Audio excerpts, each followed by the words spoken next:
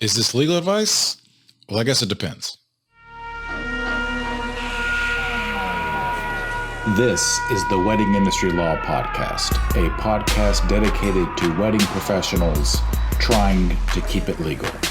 And now your host, Rob Schenk. Welcome back to the Wedding Industry Law Podcast. My name is Rob Schenk and I'm your host. This episode is going to be dedicated to why attorneys are so reticent to give any type of information out over TV or podcasts or things like that. Why attorneys always say it depends. Why we always have to give disclaimers about, I'm not your attorney. This is not legal advice. What is legal advice? That type of thing. So, and why I'm probably skirting that line much to the chagrin and much to the anger probably of a lot of other attorneys. So, the first thing is this, that the law is different from state to state. I always say this, we are fortunate to live in a federal system, which means that we have 50 petri dishes. We have 50 petri dishes in which we can run tests. Some of them are better than others. And then once one is better, the other 49 adopt that model. Now, you can argue about whether or not we need 50 of those, but at any rate, that's where we're at. So you have 50 different jurisdictions for laws, and that's not even including, going into the federal stuff, but just 50 different jurisdictions. So that's why attorneys have to get licensed in wherever state that they want to practice in, because while there are overarching general principles that apply in every state. So for example, if, first degree murder is probably going to be the same regardless of where you go. What evidence gets into that courtroom to decide whether or not this person is guilty is going to change and could change drastically. So there are going to be general principles that are applicable to all the states, but there are little things that some states do differently. So by way of example, in Tennessee, there's no constitutional right to privacy in the Constitution. In Florida, there is. And that has an effect on the case law, has effect on how judicial proceedings go forward in those states. So at the end of the day, this is why a lawyer in Washington State who is not licensed to practice law in Wyoming will say, hey, go get a Wyoming lawyer, other than he or she might not want to talk to you. But so that's why that's the case, that an attorney from one state cannot give advice to a client in another state because the laws are different. And when laws are different, the application of the laws to the facts of the client are going to be different. So that's the fact number one, I guess. I'm doing this off the top of my head. I was so new to podcasting, or in terms of this type of podcasting. I recorded an episode using my computer, but during the day to concentrate, I listened to like what's called brown noise, which is kind of like, sounds like the ocean. And so I didn't realize that was going on. And so I recorded an entire episode with the ocean behind it that I had to disregard. So I'm doing this one on the top of my head. So laws are different from state to state.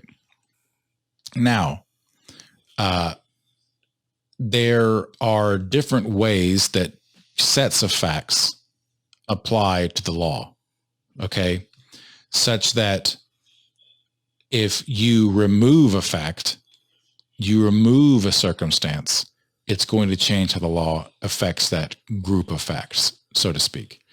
So whether or not a contract has been amended might depend on, what's said in an email, when the email was made, who was CC'd on the email, these type of things. If you take one specific fact away, the advice on how the application of the law works will be different. So you got different jurisdictions, and you have sometimes critical facts that will dictate how the law works to that set of facts. So sometimes you'll hear a lawyer say in response to a legal question, hey, it depends. And that's exactly what they're doing. They're hedging on the fact that, you've told me X, Y, and Z, but in order to provide you with a definitive response that the attorney would feel comfortable with you relying on and put their name on a document that would be relied on and that would stand behind the advice that you would rely on, we don't just need to know X, Y, Z.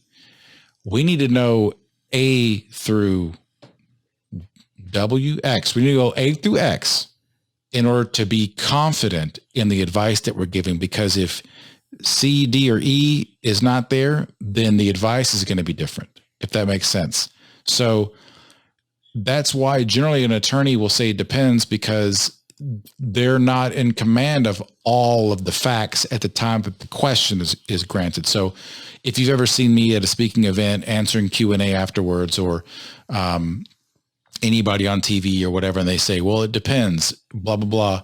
That's generally what's happening, is that you need to know all the facts, and there's no time at a Q&A, there's no time on TV to go through, here's my list of 100 questions that I would ask you in order to, that would be relevant if this was a trial, blah, blah, to give you the advice that you need. That's why it depends is generally always the question. Sometimes it depends because the person doesn't know the answer. But I'll leave that to another time. And I'm guilty of that. So it depends is going to be the answer most of the time when the attorney is trying to be careful. And the reason why, and this is the third thing, you need to be, you got jurisdiction, you've got critical facts, and you've got being careful.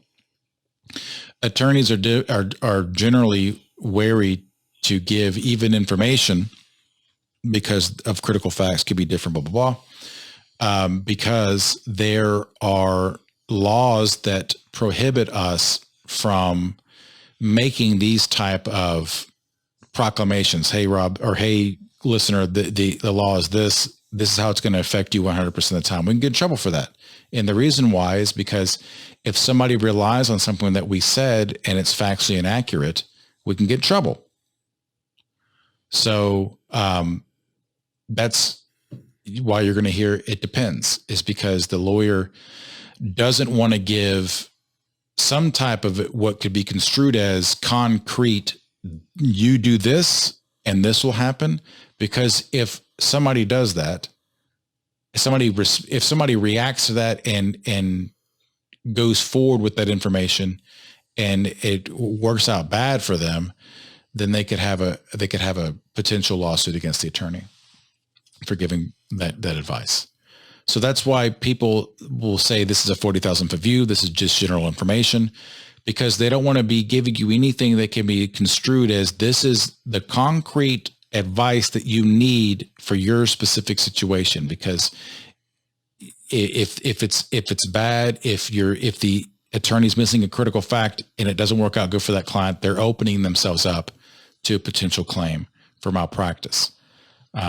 So, and all of my dealings, I do the best I can to try to make sure that everybody understands that one simple fact could change the algorithm.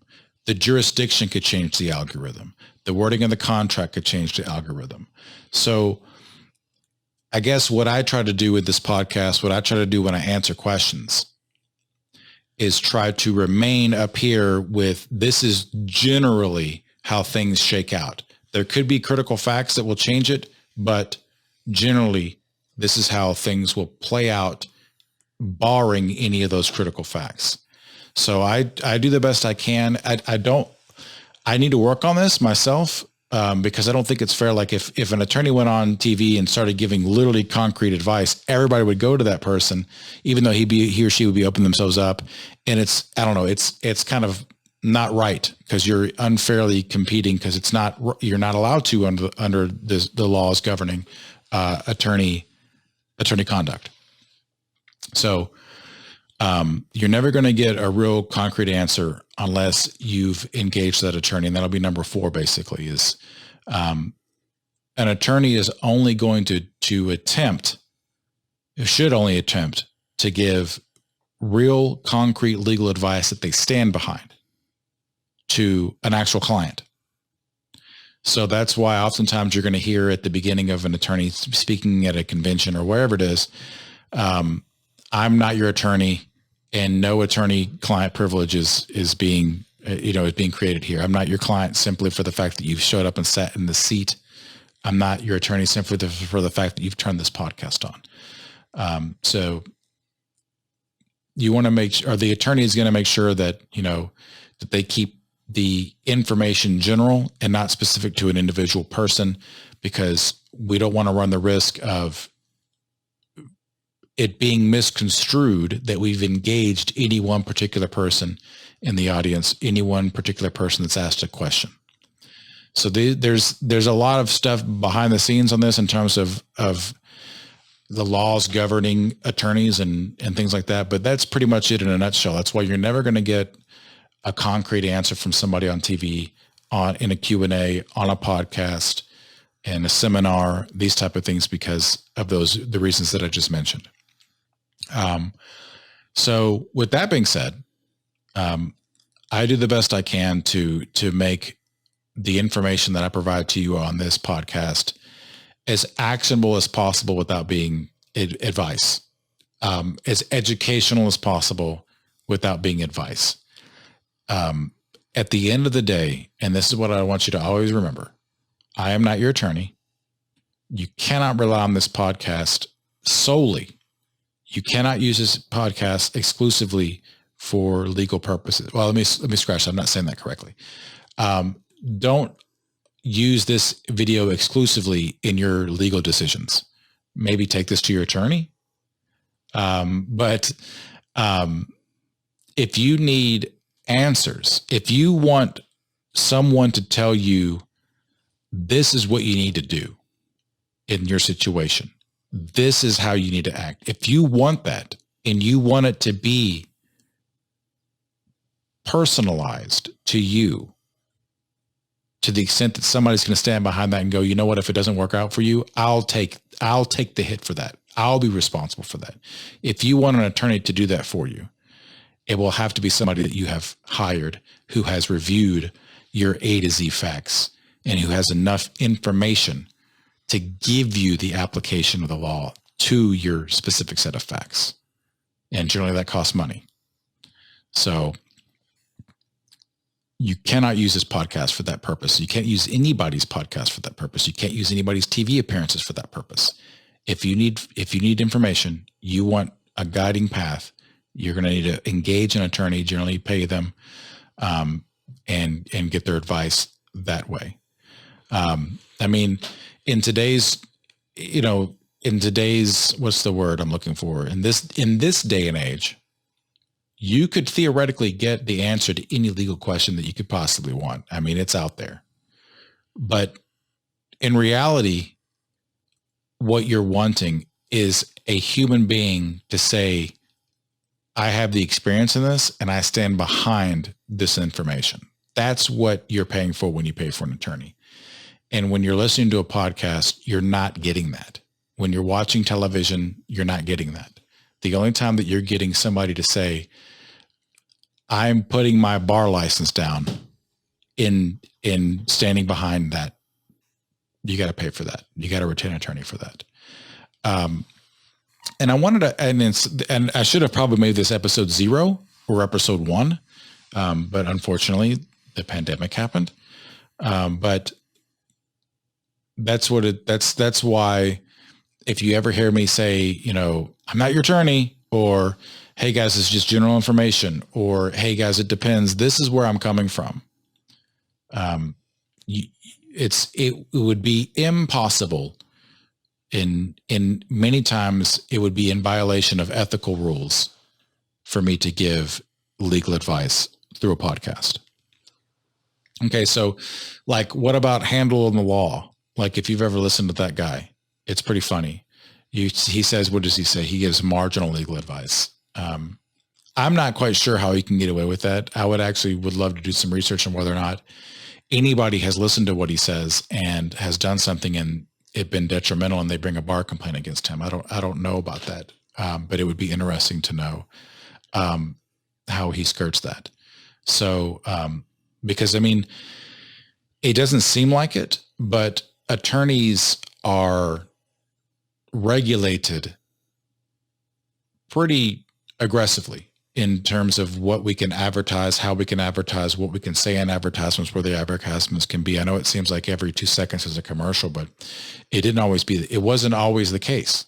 I mean, those commercials are, I think, less than 35 years old. We used to not even be able to advertise on television. But at any rate, we're regulated on how we can address people, the content of the information that we give, that kind of thing. And this is probably more information that you've ever wanted to know about attorneys and giving legal advice. But I guess the moral of the story is you can research it and you can try to find something. But if you really want to know if it's applicable to you, if you really want to know the direction that you need to take, you're going to have to hire an attorney, and you're generally going to have to pay for the attorney to give you something that you can be not fearful that it's incorrect, not fearful that it's wrong. So I hope you enjoyed this episode of the Wedding Industry Law Podcast. This is going to be a weekly podcast, Mondays. Hopefully, if not already, hopefully we will be available on Stitcher, iTunes, Apple Podcasts, wherever you get your podcasts at. But as I create this, we are only available on YouTube or our website, which is weddingindustrylaw.com. So YouTube or weddingindustrylaw.com. And if you like what you are hearing, shoot us an email, rob@weddingindustrylaw.com. Let me know what you think. Don't ask me for legal advice. You can give me ideas. If there's a particular topic that you want to hear about, shoot me an email or leave a comment below. And if you're watching this on YouTube, and be on the lookout. Hopefully, when this gets out, or when more episodes are created, I'll have the ability to publish it onto Stitcher, iTunes, iHeartRadio, wherever the kids are listening to podcasts these days. But I think that's it. With that being said, we will see you next week.